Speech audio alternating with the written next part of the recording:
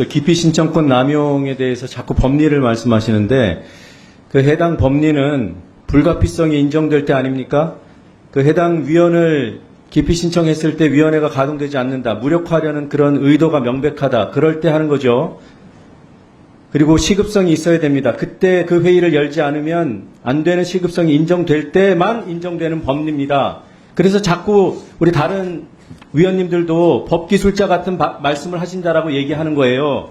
왜 사람을 듣는 사람을 바보 취급을 하십니까?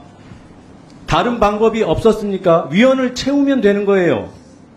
위원을 채울 시간이 없었어요? 그건 방통위 사정이에요. 정치권의 책임이든 대통령의 책임이든 그 책임을 왜 신청자인 민간인한테 전가합니까?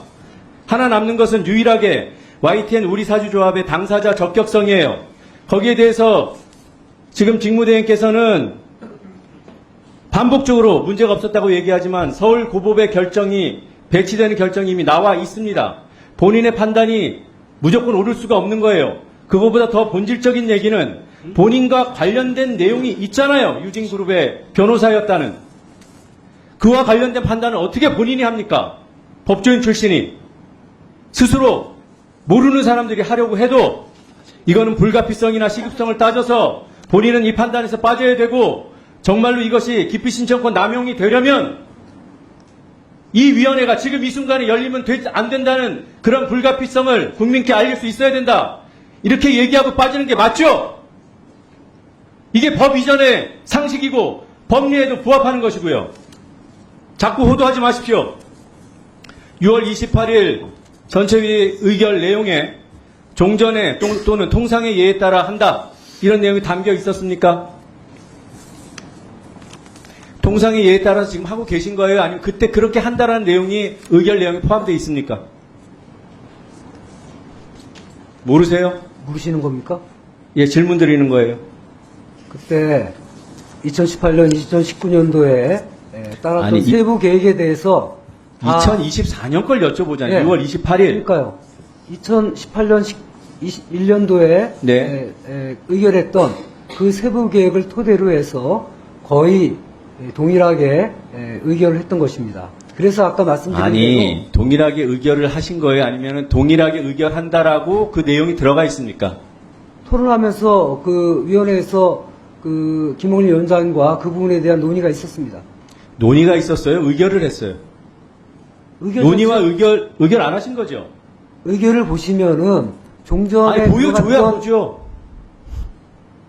보여줘야 보죠. 제가 묻는 지금 질문 이해를 못 하신 건가요? 종전의 예 또는 통상의 예 2021년, 2018년 사례에 따라서 한다라고 의결하셨어요? 아니면 그런 논의를 한 것에 불과합니까? 답을 못 하시는군요. 국민 의견 수렴 절차 지금 진행 중이죠? 그렇습니다. 만약에 위원회가 정상적으로 가동되고 있다면 이 날짜 이거 너 좀 불충분해. 의견 수렴 들어오는 게 좀 부족해. 이런 판단을 해서 일정 조정할 수 있습니까? 없습니까? 위원회 결정으로. 위원회 결정으로 모든 세부 사항에 대해서는 논의할 수 있고 결정할 수 있습니다. 그렇죠? 네. 그래서 지금 월권하고 계시다는 말씀을 드리는 거예요. 그런 가능성을 다 차단하고 계시잖아요. 본인이 일정을 잡았다는 것 자체가 위원회가 이 일정을 컨트롤할 수 있는 그런 권한을 침해하고 계신 거예요. 또 하나, 지금 이렇게 했으니까, 의결할 때 세부 절차를 얘기했으니까 할 수 있다고 얘기하는데, 그때 의견 수렴도 들어가 있고, 이 문서에 들어가 있습니다. 결격 사유 확인도 들어가 있고, 그러면 후보자 선정도 그냥 하시면 돼요. 들어 있어요. 심지어는 임명까지 들어 있습니다. 세부 절차가 다 적혀 있어요. 그냥 다 하세요. 왜 선택적으로 어느 거는 본인의 입의로 날짜를 지정해서 하고 어떤 거는 이거 위원회가 와야 되니까 못합니다 하고. 그래서 후보자 선정은 언제쯤 하십니까? 그건 저도 알 수 없습니다. 모르시죠? 모르시는 게 당연합니다. 그걸 지금 계속 여러 위원님들이 지적하시는 거예요. 의견 수렴 절차 언제 합니까? 모릅니다라고 답변하셔야 됩니다. 근데 왜 하고 계시냐는 거예요. 위원회가 이것을 수정, 강화할 수 있는 권한을 왜 침해하시냐는 거예요. 왜 질문을 모른 척 합니까? 통상의 예에 따르고 있다고요? 그렇게 하라고 누가 의결했습니까? 본인이 의결한 내용조차도 답변을 못 하잖아요. 그렇지 않습니다. 답변하셨어요, 그러면?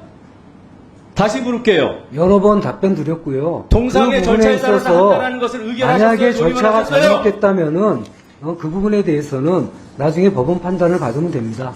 왜 또 동문서답을 하십니까? 6월 28일에 의결을 하신 내용 안에 통상의 예에 따른다라고 돼 있습니까? 안 돼 있습니까? 몰라요? 답을 안 해요.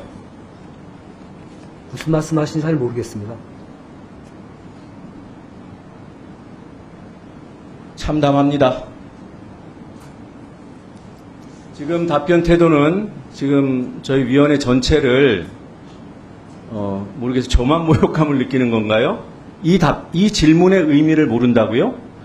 해당 내용을 특정해서 의결했냐라고 묻는데 그걸 몰라요? 의원님, 아까 여러 번 그 질문을 받고 제가 다 그 답변이 상세하게 뭐해서 재확인하는 거예요. 드렸습니다. 자, 다시 한번 세부 확인해 계획에 대해서 네. 6월 28일 날 위원회에서 두 위원장과 저 둘 사이에 다 토론을 거치고 논의를 거쳐서 세부 계획을 확정했고 저는 지금 직무대행의 권한으로서 행정 절차만 진행하고 있을 뿐입니다. 동상의 예에 따라서 한다고 의결을 하셨냐고 물었어요. 이게 어려운 질문이에요? 두 분이 논의하신 내용을 의결했다는 건 이해가 돼요. 그거 못 알아들어서 여쭤보는 게 아니라 반복적으로 2018년, 2021년의 사례에 따라서 뭔가를 하고 있다고 말씀하시니까 예. 그 내용이 의결 내용이 들어있냐고요. 의결 내용은 그 지난번 통상 절차와 같이 이 공모기간이 끝난 뒤에 그 다음에 국민의원 절차도 그대로 이번 선임 계획 안에서도 그걸 채택을 해서 실행을 하자. 그리고 또 결격사유 소외는 당연한 거고요. 그래서 그런 절차를 진행하기로 그때 의결했던 것입니다. 통상 절차라는 네 글자가 1분 더 드리세요. 1분. 내용을 갖고 제가 말씀드린 겁니다. 그 내용이 저희가 의결했던 내용들이 다 통상의 종전의 절차에 따른 것이라고 말씀드린 그러니까 겁니다. 통상 절차라는 그런 표현은 없지만 내용이 그러하다라고 얘기하면 되는 거잖아요. 왜 답변을 회피하세요? 제가 설명이 좀 부족했으면 모르지만 그렇게 말씀드린 것입니다.